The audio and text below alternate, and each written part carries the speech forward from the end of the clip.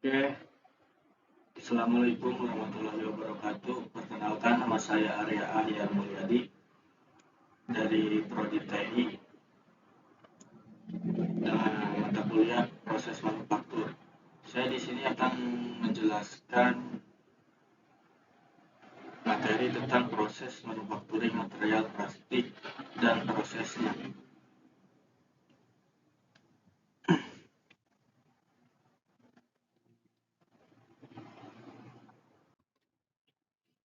Manufaktur.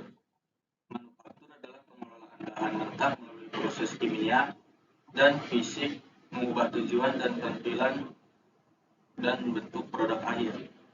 Jadi produk yang akan kita bahas dari ini adalah plastik. Plastik adalah material jenis polimer yang tersusun atas rantai monomer serta bersifat ringan. Seperti yang diketahui bahwa plastik adalah sebuah makromolekul yang tercipta dari hasil polimerisasi. Dalam proses tersebut, dilakukanlah sebuah penggabungan antara beberapa molekul, mulai dari molekul ringan atau sederhana, yaitu monomer, yang diproses sedemikian rupa hingga menjadi molekul besar. Nah, hasil polimerisasi tersebut bernama polimer atau makromolekul. Makromolekul adalah molekul yang sangat besar. Polimer baik itu alami maupun sintetik adalah makromolekul, misalnya hemoglobin. Apa sih yang disebut dengan hemoglobin itu? Hemoglobin adalah sebutan untuk protein di dalam sel darah merah yang memberikan warna merah pada darah. Hemoglobin memiliki struktur yang terdiri dari 4 rantai, di mana setiap rantainya mengandung senyawa yang mengandung zat besi atau dikenal dengan heme. Plastik adalah salah satu senyawa yang memiliki sebuah umur penyusun berupa hidrogen dan karbon.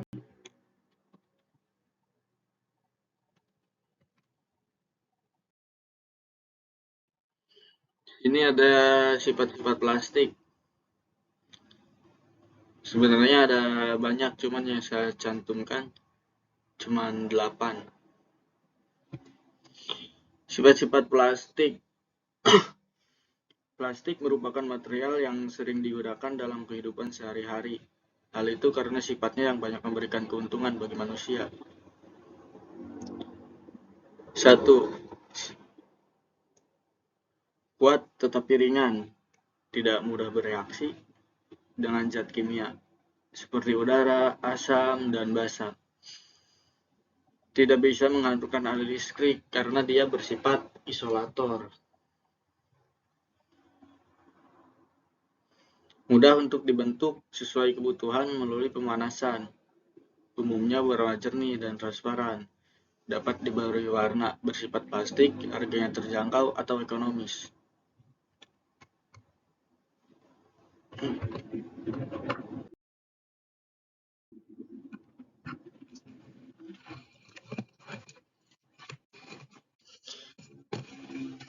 Plastik pada umumnya terdiri atas polimer karbon saja atau dengan oksigen, nitrogen.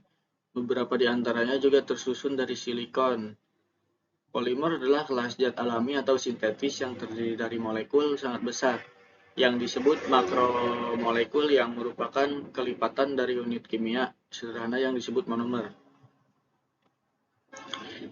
Polimer menyusun banyak bahan dalam organisme hidup dan merupakan dasar dari banyak bahan buatan manusia.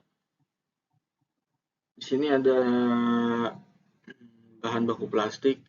Bahan baku plastik bermacam-macam, berbagai produk pertanian, ada mineral, bahan organik, batu bara, batu kapur, gas alam, silika. Nah, di sini apa sih yang dinamakan silika? Silika atau silikon dioksida CO2 adalah senyawa yang terbentuk dari atom silikon dan oksigen. Karena oksigen adalah unsur yang paling melimpah di kulit bumi. Sementara silikon adalah unsur kedua terbanyak, maka bentuk silika merupakan bentuk yang sangat umum ditemukan di alam. Terus ada minyak bumi, belerang, Ada bahan tambahan juga seperti zat pewarna, pelarut, plastiser. Apakah sudah ada yang tahu?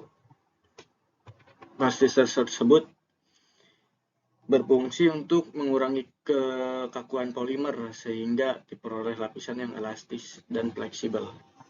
Ada pelumas, filter, dan pengisi.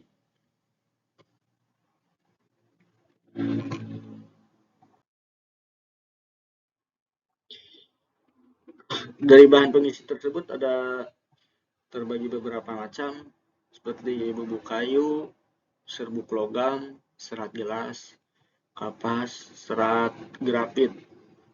Dan fungsi untuk bahan pengisi yaitu mengurangi harga, menurunkan pengerutan, meningkatkan daya tahan panas, atau meningkatkan kuat impak dan sifat mekanik lainnya. Jenis plastik. Plastik thermosetting yaitu plastik yang dalam proses pembentukannya memerlukan panas untuk melunakkan bahan plastiknya, dan dengan menambahkan unsur kimia tertentu akan menimbulkan perubahan kimiawi, polimerisasi. Sesudah itu, plastik mengeras dan tidak akan menjadi lunak walaupun dipanasan kembali. Contoh, silikon, enolik, resin. Plastik termoplastik yaitu plastik yang akan menjadi lunak apabila menerima pemanasan dan menjadi keras bila suhu turun kembali. Karena itu, termoplastik mudah dibentuk dan dapat didaur ulang beberapa kali dengan melakukan pemanasan setiap kali membentuknya.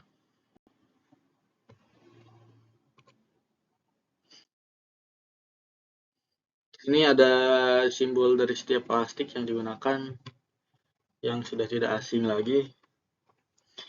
Yang pertama ada polyethylene terephthalate. Terus kedua ada higdensite polyethylene. Yang ketiga ada vinylene chloride dan seterusnya. Selanjutnya, cara menciptakan bahan plastik.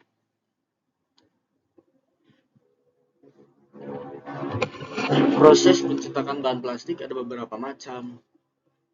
Sebenarnya ada banyak, cuman yang saya cantumkan cuma 5.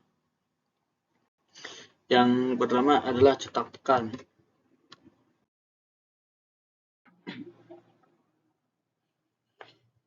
Proses pencetakan cetak tekan. Cetakan logam dipanaskan terlebih dahulu dari 120 derajat Celcius sampai 205 Celcius. Bahan dalam bentuk serbuk atau prabentuk dimasukkan ke dalam cetakan sehingga bahan menjadi lunak.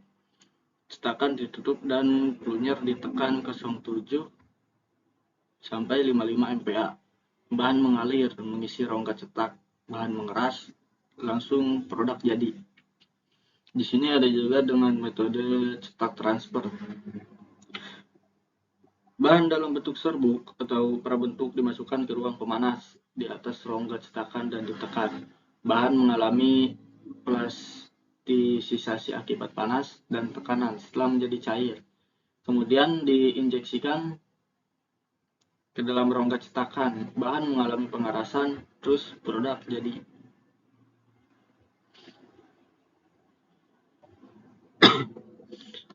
Terus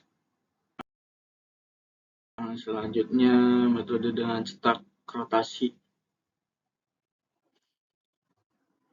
Dan bahan cetak rotasi, bahan termoplastik dimasukkan ke dalam cetakan, terus cetakan diputar dan dipanaskan sehingga partikel meleleh pada bagian dalam cetakan. Akibat gaya sentrifugal, partikel cair melekat pada dinding. Cetakan membentuk lapisan, terus cetakan dibuka dan produk dikeluarkan. Mesin disiapkan untuk produk berikutnya. Terus ada dengan cara ekstruksi. Bahan cetak dalam bentuk serbuk atau butiran dimasukkan ke ruang pengumpan. Lalu bahan digerakkan masuk ke ruang pemanas oleh skru spiral hingga menjadi massa yang kental. Bahan ditekan melalui cetakan. Produk yang dihasilkan didinginkan terlebih dahulu dengan udara, air, atau permukaan yang dingin. Produk pengeras selama berada di atas ban berjalan. Lalu yang terakhir ada dengan stuck tube. Stuck tube ada bahan plastik parison terus dimasukkan melalui hopper, kemudian diekstruksi secara cepat hingga keluar dari ruang mesin. Pada waktu cetakan ditutup, parison terpotong dan akibat tekanan udara bahan tertekan ke permukaan cetakan. Setelah produk cukup dingin, cetakan dibuka dan produk dikeluarkan. Cukup sampai di sini. Untuk kurang lebihnya mohon maaf karena saya masih belajar, karena ini diberi tugas oleh Pak Patur. Saya rasa sudah cukup. Terima kasih semuanya.